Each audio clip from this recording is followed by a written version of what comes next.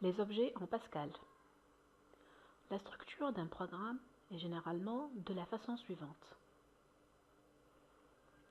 Programme, espace, nom du programme, use CRT, partie déclarative, begin, traitement, end. La partie déclarative. Dans cette partie, on doit déclarer les objets nécessaires à la résolution du problème en spécifiant leur type. Partie traitement.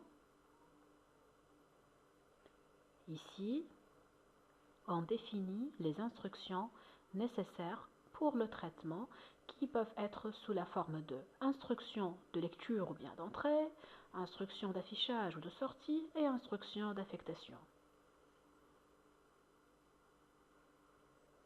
Dans cette vidéo, nous allons mettre l'accent sur la partie déclarative. Considérons le problème suivant.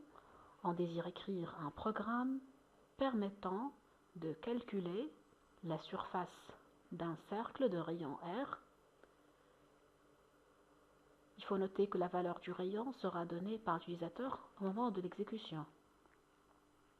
Rappelons-nous que la surface d'un cercle se calcule en appliquant la formule suivante. S égale à pi fois le rayon au carré fois R au carré. Donc, on constate qu'on a besoin de la valeur du rayon R. Cette valeur sera saisie par l'utilisateur. Donc, on ne la connaîtra qu'au moment de l'exécution du programme. Elle peut être modifiée à chaque exécution. On a besoin aussi de la valeur de pi, qu'on notera plus tard pi. Cette valeur est fixe et ne doit jamais être modifiée le long de l'exécution du programme, bien sûr. Et finalement, on a besoin de la valeur de S qui représente le résultat au problème à afficher sur l'écran en appliquant la formule qu'on vient de citer.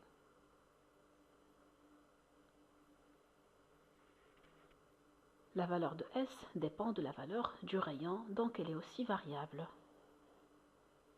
Les valeurs de R, pi et S doivent être stockées dans des cases mémoire au niveau de la RAM. Ces cases mémoire représenteront les objets R, pi et S. Les objets R et S ont des valeurs qui peuvent être modifiées le long de l'exécution du programme. Donc, on parle de variables. L'objet pi a une valeur fixe le long de l'exécution du programme. Et là, donc, on parle de constantes. Donc, finalement, on a deux types d'objets, les variables et les constantes. Passons maintenant aux caractéristiques et déclarations des variables et des constantes. Une variable se caractérise par son nom, son contenu ou bien sa valeur et son type. Une constante se caractérise par son nom et sa valeur.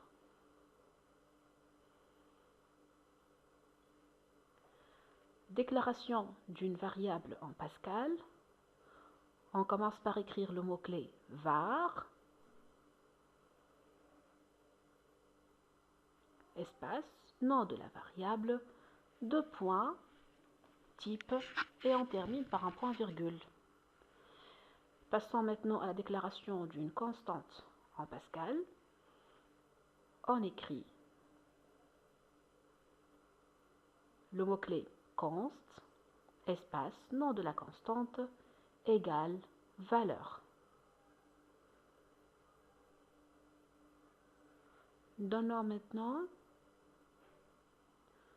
la déclaration des objets R, P et S, bien sûr au niveau du programme. Programme donc surface cercle, use ONCRT. On passe maintenant à déclarer nos objets.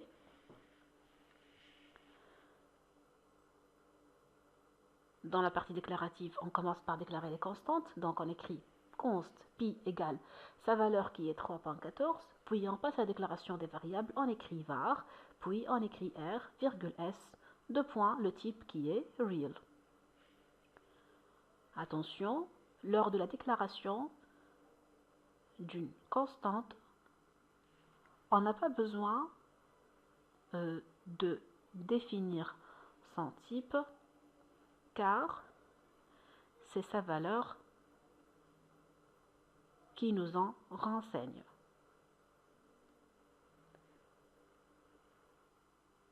En Pascal, on peut utiliser les types de données suivants. Le type réel, comme le cas de R et S, le type entier, le type booléen, le type caractère, le type chaîne de caractères, le type tableau, etc.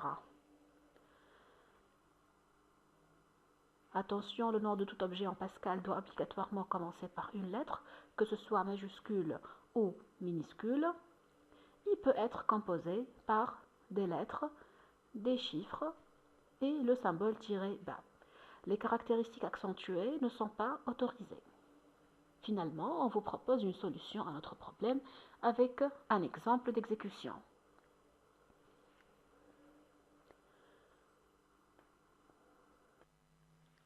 Voici notre programme.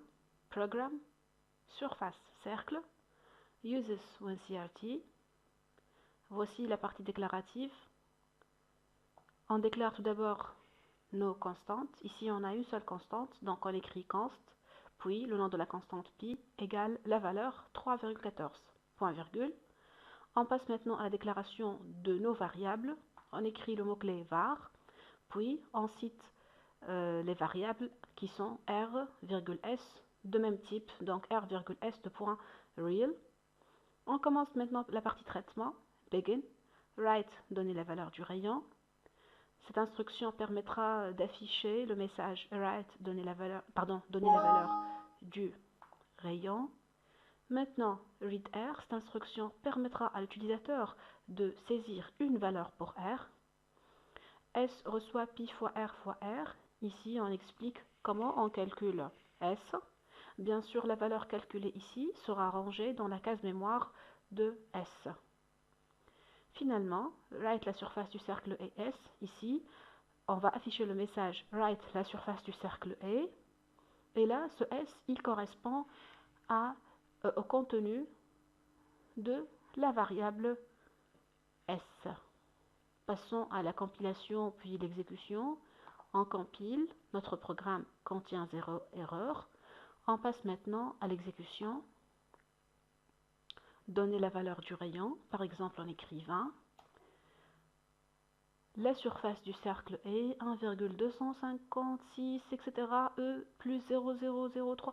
Comment on peut lire ça? En fait, c'est tout simplement la représentation scientifique d'une valeur réelle au niveau de Pascal. En fait, ça correspond à 1,256 fois 10 exposant 3. On peut améliorer cette écriture. Regardez ce qu'on peut faire. On passe ici à l'instruction write la surface du cercle et S. On passe à droite de S et on ajoute 2.5, 2.2. Qu'est-ce que ça signifie? Ici, le 5 signifie qu'on va écrire la valeur de S sur 5 champs. Et ce 2 signifie qu'on va écrire la valeur de S avec 2 décimales. Bien sûr, ce n'est qu'un exemple. On peut bien sûr modifier ça. On peut écrire S par exemple sur 6, 8, 9 champs, etc. Et pour le nombre décimal, bien sûr, il est donc pour le nombre décimal, il dépend du choix de l'utilisateur. On exécute pour voir ce que ça donne. Exécuter. Donner la valeur du rayon. On va mettre la même valeur, 20. la surface du cercle est 1256. Voilà, donc c'est ça la valeur du cercle. Merci pour votre attention.